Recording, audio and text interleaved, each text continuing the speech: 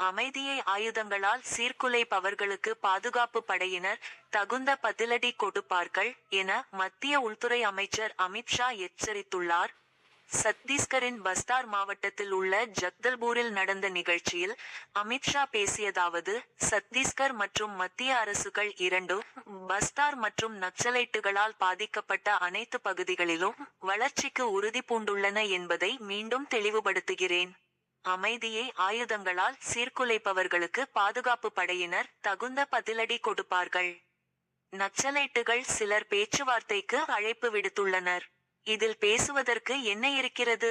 அரசால் சரணடைதல் மற்றும் மறுவாழ்வு கொள்கை வகுக்கப்பட்டுள்ளது. நக்சலைட்டுகள் அனைவரும் ஆயுதங்களை கீழே போட்டுவிட்டு வந்து சரணடைய வேண்டும். இன்று மின்சாரம், குடிநீர், சாலைகள், ஒவ்வொரு வீட்டிலும் கழிப்பறைகள், ரூபாய் 5 லட்சம் வரை சுகாதார காப்பீடு, 5 கிலோ இலவச அரிசி போன்றவை இந்தியாவின் ஒவ்வொரு கிராமத்தையும் சென்றடைந்துள்ளன.